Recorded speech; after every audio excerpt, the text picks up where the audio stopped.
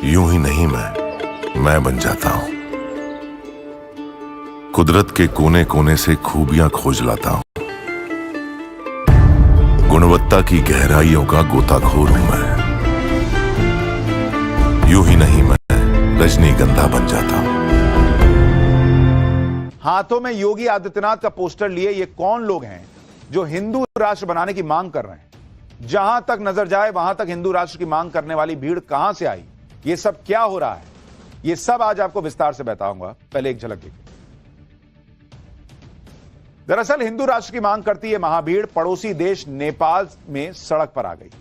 पड़ोसी देश नेपाल का जोश बहुत हाई है। नेपाल में भी हिंदू राष्ट्र की मांग को लेकर लोग सड़कों पर उतर आए हैं। ये आज की काठमांडू की तस्वीरें आप देख रहे हैं, जहां हिंदू राष्ट्र को लेकर भारी जन सैलाब सड़क पर आ गया। आप तस्वीर देखिए बॉस, पूरा सड़क जाम है। ये सारे लोग हिंदू राष्ट्र की मांग कर रहे हैं नेपाल में। जहां तक आपकी नजर जाएगी वहां तक लोगों की भीड़ ही भीड़ दिखाई दे रही है। इन लोगों का तर्क है कि जब नेपाल में 80% से ज्यादा हिंदू रहते हैं तो फिर नेपाल को हिंदू राष्ट्र घोषित करने में हर्ज कैसा है? इन लोगों की मांग है कि नेपाल को फिर से आधिकारिक रूप से हिंदू राष्ट्र घोषित किया जाए। दरअसल 17 साल पहले 2008 तक नेपाल दुनिया का एकमात्र हिंदू राष्ट्र हुआ करता था। इस दौर में नेपाल में राजशाही हुआ करती थी, लेकिन इसके बाद राजशाही को खत्म करके हिंदू राष्ट्र का दर्जा हटा दिया गया और नेपाल को सेक्युलर देश घोषित कर दिया गया। इस इतिहास के बारे में आपको आगे बताऊंगा। दरअसल नेपाल की इन तस्वीरों को देखकर आज वहां की ओली सरकार का तनाव भी बढ़ गया। इसकी दूसरी वजह यह भी है कि नेपाल के पूर्व राजा ज्ञानेंद्र शाह 2 महीने बाद काठमांडू लौट आए हैं। ये पिछले 2 महीने से नेपाल के अलग अलग इलाकों में हिंदू राष्ट्र को लेकर लोगों को जागरूक कर रहे थे, लेकिन आज अपने राजा के स्वागत के लिए लोगों की भीड़ नेपाल एयरपोर्ट पहुंच गई। इन लोगों की मांग है कि राजा ज्ञानेंद्र को फिर से नेपाल की सत्ता पर बैठाया जाए ताकि नेपाल फिर से हिंदू राष्ट्र घोषित हो सके।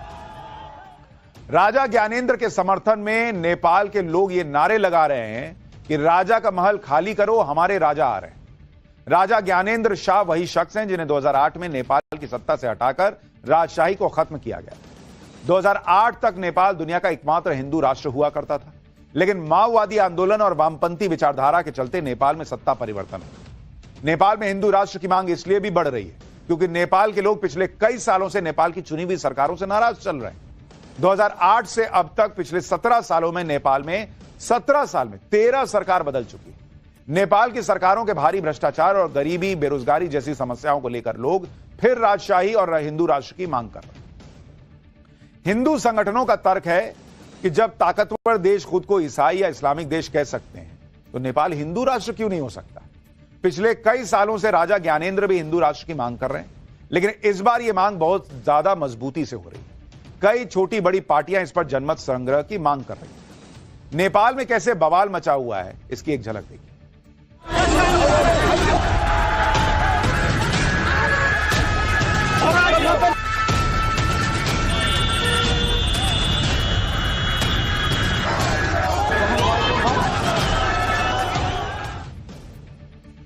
नेपाल को लेकर योगी आदित्यनाथ का हिंदू राष्ट्र के अलावा एक आध्यात्मिक कनेक्शन भी आप देख रहे हैं वहां पे।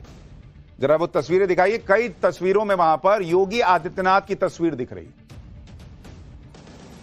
तो अब सवाल ये उठ रहा है कि भाई योगी आदित्यनाथ की तस्वीर लेकर हिंदू राष्ट्र की मांग क्यों हो रही है नेपाल में? दरअसल नेपाल को लेकर योगी आदित्यनाथ का हिंदू राष्ट्र के अलावा एक आध्यात्मिक कनेक्शन भी। गोरखनाथ मठ का नेपाल के राज परिवार से पुराना नाता रहा है। नेपाल का पूर्व राज परिवार खुद को गोरखनाथ संप्रदाय से जोड़ता है। दरअसल नेपाल नरेश स्वर्गीय राजा वीरेंद्र गोरखनाथ मठ में मकर संक्रांति पर विशेष पूजा करते थे। योगी आदित्यनाथ के गुरु महंत अवैधनाथ राजा वीरेंद्र के आध्यात्मिक मार्गदर्शक थे।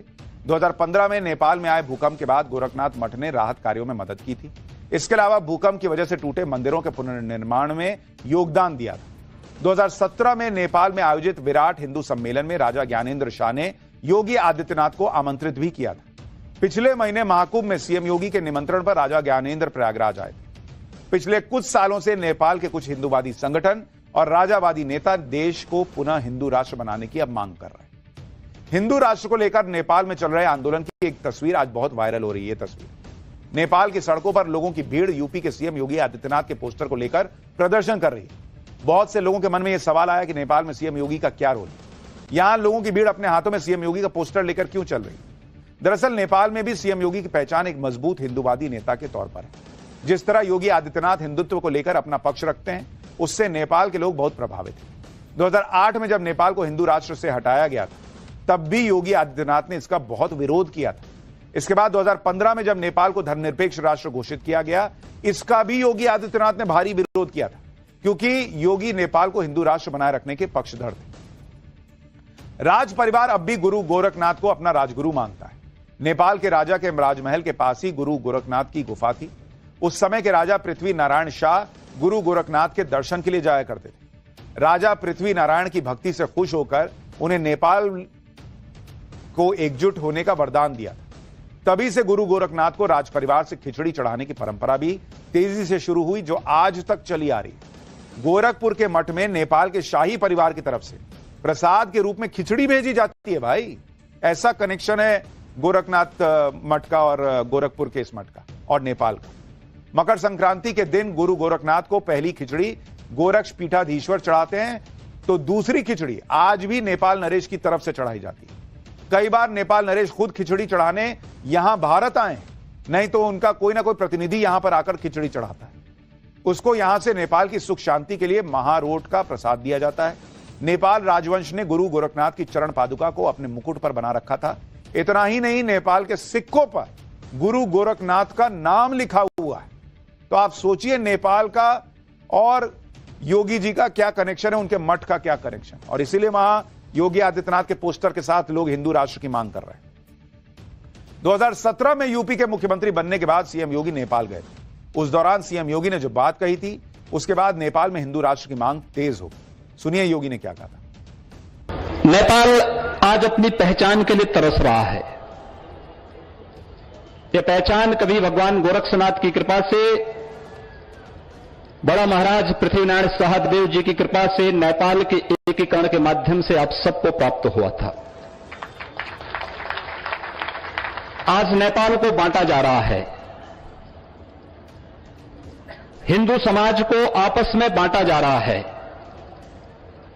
एक नेपाल ने, स्वतंत्र नेपाल ने दुनिया के किसी जाति, किसी मत, किसी पंथ, किसी मजहब, किसी संप्रदाय का बिगाड़ा क्या था कि आज नेपाल की इस हिंदू पहचान को समाप्त किया जा रहा है।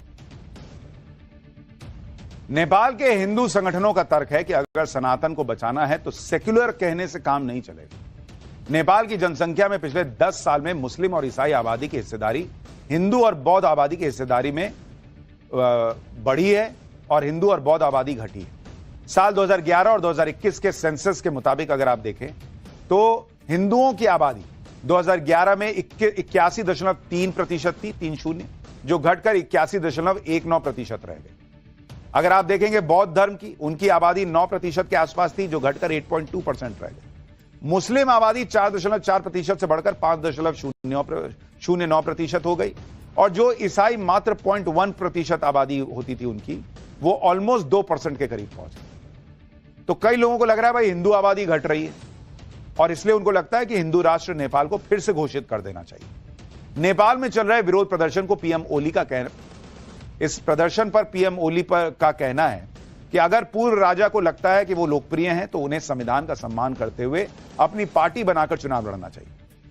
ओली आगे कहते हैं कि आजकल कुछ लोग राजशाही की वापसी के नारे लगा रहे हैं, लेकिन यह संभव नहीं है। राजशाही अब अतीत का हिस्सा बन चुकी है, इसकी वापसी की कोई संभावना नहीं। यानी नेपाल में बहुत तेजी से दिख रहा है कि सड़क पर लोग आ रहे हैं और हिंदू राष्ट्र की मांग कर रहे हैं।